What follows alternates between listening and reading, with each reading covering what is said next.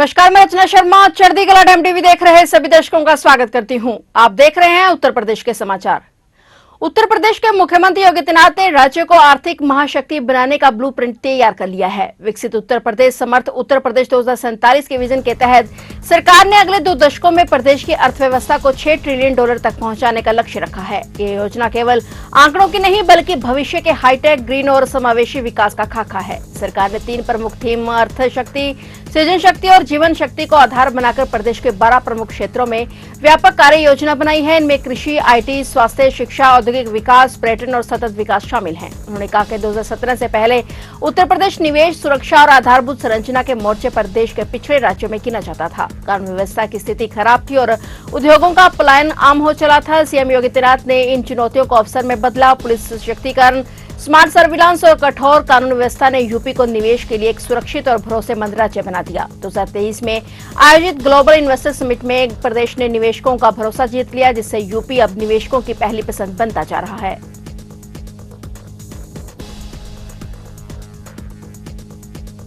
विश्व प्रसिद्ध श्री बांके बिहारी मंदिर को लेकर सुप्रीम कोर्ट द्वारा बनाई गई हाई पावर कमेटी ने अब तक 5 बैठकें की हैं और इन बैठकों में श्रद्धालुओं की सुविधा, सुरक्षा और व्यवस्था को लेकर 9 अहम फैसले लिए गए हैं। सबसे बड़ा फैसला है मंदिर का खजाना, जो 54 साल बाद फिर से खोला जाएगा। मंदिर के गर्भगृह के नीचे बने तोशखाने को खोलने के लिए एक विशेष कमेटी बनाई गई है। इस कमेटी में शामिल होंगे एक ऑडिटर, सिविल जज, एसीएम वृंदावन, सीओ वृंदावन, गोस्वामी समाज के प्रतिनिधि। खजाना खोलते समय पूरी प्रक्रिया की वीडियोग्राफी की जाएगी। रिपोर्ट को संयुक्त हस्ताक्षर के साथ हाई पावर कमेटी को सौंपा जाएगा। बांके बिहारी जी के इस ऐतिहासिक खजाने में बेशकीमती नवरत्न, दुर्लभ आभूषण और गहने हैं। ये खजाना आखिरी बार साल 1971 में खोला गया था। उस समय कुछ कीमती वस्तुएं बैंक में जमा करा दी गई थी। यह मंदिर की धार्मिक और सांस्कृतिक विरासत का महत्वपूर्ण हिस्सा है। हाई पावर कमेटी ने आदेश दिया है कि मंदिर के पास कितनी चल और अचल संपत्ति है, इसका पूरा विवरण 15 दिन में जमा किया जाए। मंदिर का 2013 से 2016 के बीच का विशेष ऑडिट भी कराया जाएगा।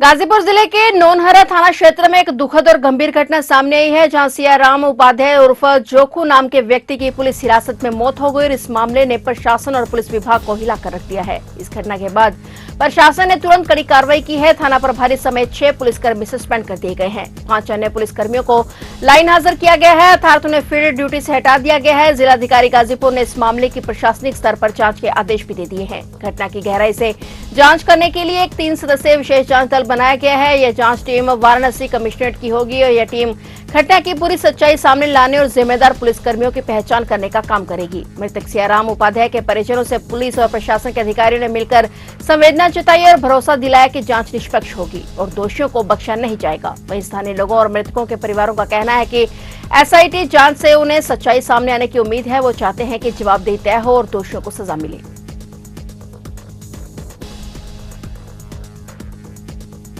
यूपी के जौनपुर जिले में एक भीषण सड़क हादसा हो गया। यहां पर श्रद्धालुओं से भरी बस ट्रेलर से जा टकराई और इस हादसे में अब तक 4 लोगों की मौत हो चुकी है, जबकि 9 लोग बुरी तरह घायल हैं। हादसे के बाद घटनास्थल पर चीख पुकार मच गई। जानकारी मिलने पर पुलिस मौके पर पहुंची और जानकारी के अनुसार यह हादसा जिले के लाइन बाजार थाना क्षेत्र के सिंहीपुर में हुआ। दरअसल छत्तीसगढ़ से 50 श्रद्धालुओं से भरी बस अयोध्या गई थी। अयोध्या दर्शन करने के बाद सभी श्रद्धालु वाराणसी श्री काशी विश्वनाथ के दर्शन के लिए जा रहे थे। भोर में करीब 3 बजे बस लाइन बाजार थाना क्षेत्र के सिंहीपुर में पहुंची थी और जहां ट्रेलर को ओवरटेक करने के चक्कर में बस टकरा गई। टक्कर इतनी जोरदार थी कि 4 लोगों की मौके पर ही मौत हो गई और 9 लोग अन्य घायल हो गए। हादसे के बाद चीख पुकार मच गई। पुलिस को सूचना दी गई और सूचना मिलते ही पुलिस मौके पर पहुंची और घायलों को अस्पताल में भर्ती कराया, जहां चिकित्सकों ने 4 श्रद्धालुओं को मृत घोषित कर दिया, जबकि अन्य श्रद्धालुओं का इलाज जारी है।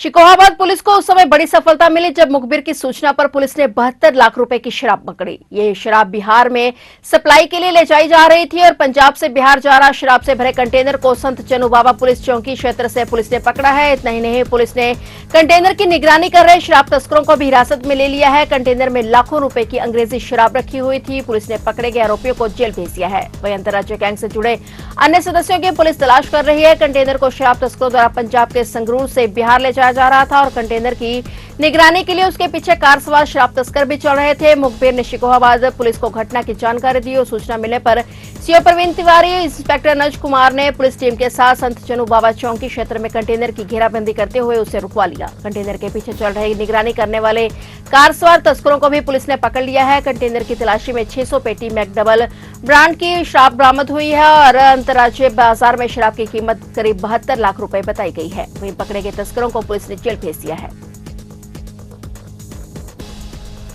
काफ़ी दिन से पुलिस को सूचना मिल रही थी कि अवैध शराब जो है पंजाब से और अन्य जगह से बिहार के लिए सप्लाई होती है। इसका रूट जो है फिरोजाबाद होकर गई है। इस सूचना पे कुछ जब डेवलप किया गया, मुखबिर से सूचना मिली कि आज जो है यहाँ से भारी मात्रा में शराब पास होने वाली है। तो इस सूचना पे संत चनू चौकी के सामने मैनपुरी रोड पर पुलिस टीम के द्वारा चेकिंग आरंभ करी गई।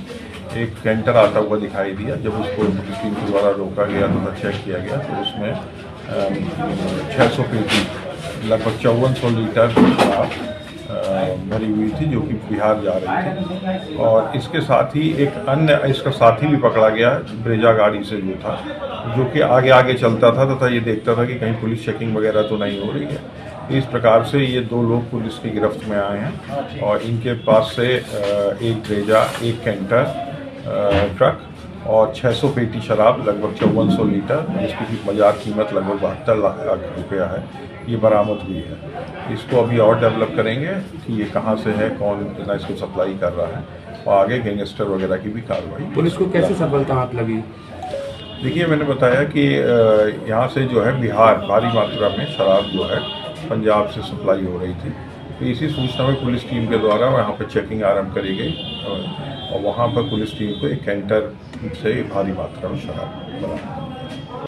गतिशक्ति परियोजना में फर्जी दस्तावेज के आधार पर 3 फर्में काम करवा रही हैं। भ्रष्टाचार और गड़बड़ी की भनक पर सीबीआई की टीम 3 दिन पहले पूर्वोत्तर रेलवे वाराणसी मंडल के डीआरएम कार्यालय में आई थी। 4 सदस्यीय टीम ने 3 फर्मों के दस्तावेज और अन्य कागजात की छाया प्रति साथ ले गई है और 3 फर्मों ने फर्जी एफडीआर लगाया है। इसकी छानबीन लखनऊ मुख्यालय से शुरू हो चुकी है। लखनऊ, वाराणसी और जौनपुर की फर्में इसमें शामिल हैं। सीबीआई सूत्रों के मुताबिक फर्मों के प्रपत्र में गड़बड़ी मिली है, फर्जी एफडीआर लगाकर काम किया है। जौनपुर की एक फर्म ने बैंक अधिकारियों की मिलीभगत से फिक्स डिपॉजिट रिपोर्ट के फर्जी पेपर तैयार करवाकर जमा कराया है और सीबीआई टीम लहरतारा को डीआरएम कार्यालय के इंजीनियरिंग और लेखा विभाग में 8 घंटे तक गहन छानबीन कर रही थी। 2 साल पुराने टेंडर के कार्यों, फर्मों और पेपर और अन्य कई फाइलों को खंगाला गया। टीम अपने साथ डीआरएम ऑफिस के विभागों से जुड़े कई जरूरी दस्तावेज भी साथ ले गई है। अब इस मामले में सीबीआई की ओर से जाने वाली कार्रवाई का इंतजार है। रेलवे में फर्जी एफडीआर जमा कर निर्माण कार्य करवाए जाने की शिकायतों की जांच सीबीआई कर रही है। वहीं 3 महीने के भीतर दूसरी बार डीआरएम ऑफिस में टीम के आने से अधिकारी और कर्मचारी सकते में हैं।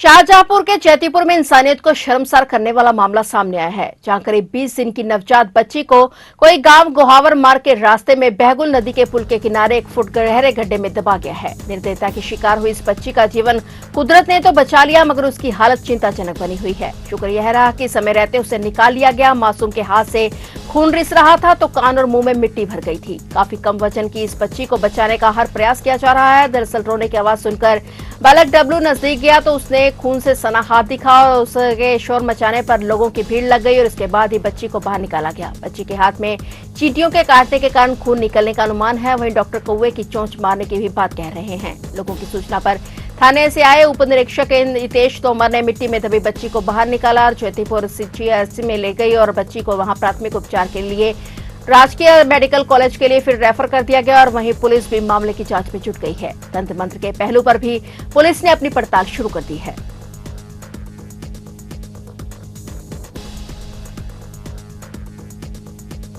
भारतीय स्टेट बैंक की कैंट शाखा में गोसेवा ट्रस्ट के नाम से खाता खुलवाकर साइबर ठगों ने ऑनलाइन 21 करोड़ रुपए की ठगी कर डाली। इसके बाद 7 लाख रुपए को छोड़कर बाकी रकम दूसरे खातों में ट्रांसफर भी कर ली और रात 2 ठगों को साइबर थाना पुलिस ने गिरफ्तार कर लिया है। National cyber crime record portal पर भारतीय स्टेट बैंक की कैंट शाखा में संचालित एक बैंक खाते के माध्यम से ऑनलाइन धोखाधड़ी किए जाने की 141 शिकायतें दर्ज हुई थी। ये शिकायतें बीते 10 दिन में आगरा, अलीगढ़ के साथ ही राजस्थान, पश्चिमी बंगाल, तमिलनाडु समेत देश के अलग अलग राज्यों और शहरों से आई थी। साइबर थाना पुलिस मथुरा ने बैंक जाकर जांच की तो पता चला कि यह खाता 27 अगस्त 2025 को शिव गौरा गौ सेवा ट्रस्ट मथुरा के नाम से 3 लोगों ने संयुक्त नाम से खुलवाया था और इसमें मथुरा के गौतम उपाध्याय निवासी लक्ष्मीपुरम कॉलोनी, शिवम कुमार और गोविंद कुमार निवासी गणसुंदरम बालाजीपुरम के नाम दर्ज थे। 4 से 6 सितंबर के बीच देश भर के अलग अलग खातों में करीब 21 करोड़ रुपए इस खाते में आए। इससे करीब 20 करोड़ 93 लाख रुपए की धनराशि अन्य खातों में ट्रांसफर कर निकाल ली गई और खाते में केवल 7 लाख रुपए ही शेष थे, जिसे पुलिस ने होल्ड करा दिया। पुलिस ने मुखबिर की सूचना पर ठगी को अंजाम देने वाले गैंग में शामिल 2 ठगों को बाद में स्थित बरेली हाईवे कट से गिरफ्तार कर लिया है। तो आप देख रहे थे उत्तर प्रदेश के समाचार और नए समाचारों के साथ फिर से हाजिर होंगे। तब तक के लिए देखते रहिए चढ़ती कला टाइम टीवी और अब मुझे दीजिए इजाजत। धन्यवाद।